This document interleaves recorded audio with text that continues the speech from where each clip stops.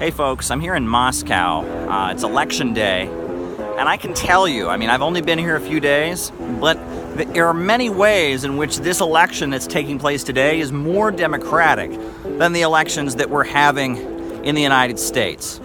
For example, what day of the week is this? It's a Sunday. It's a weekend. They specifically have the election on a weekend so that people are not working. It's a weekend, so people can come and vote.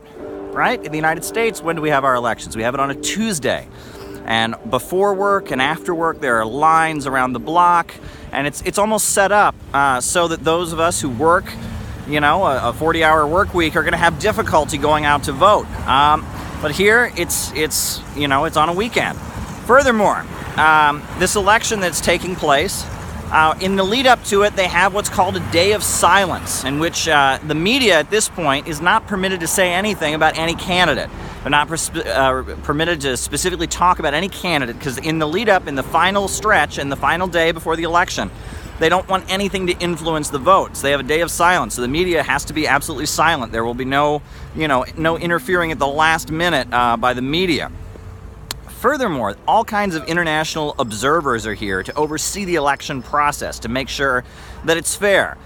And, there's all this talk about foreign meddling, right? In the United States, we're constantly hearing about Russian meddling in our elections. Well, I got to tell you, the way American media has been talking about these elections, they haven't even happened yet. But they're already basically declaring them to be illegitimate because Alexander Navalny isn't permitted to run. However, the reason he's not permitted to run is because he's been convicted of a felony.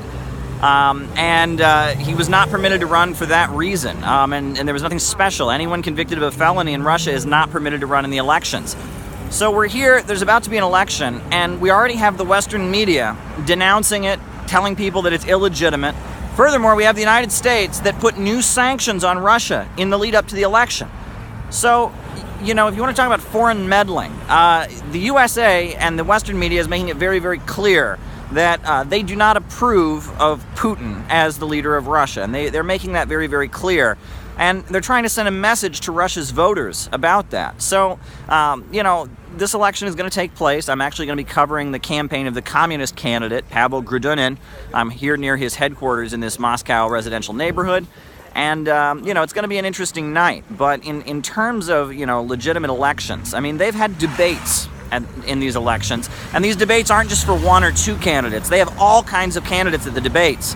And these debates get really heated. There have been people throwing water on each other, and it's been really, really heated debates. And Putin has actually boycotted the debates because they've been so rowdy. So they have national televised debates in which every candidate is permitted to take place. And in the USA, we only allow two candidates to participate in the debates. People get arrested trying to get into the presidential debates. The Green Party and others actually get arrested if they try to go and debate. So in so many ways, this election is going to be more democratic than what we have in the United States. You're not going to hear that in the media. And in fact, no matter what happens, no matter what the result is, you can be sure American media is going to denounce this election and say it's illegitimate because, unless there's some freak accident, you can bet they're not going to approve of the results. And that just kind of shows how American media is and really how there's real bias in the way American media portrays things.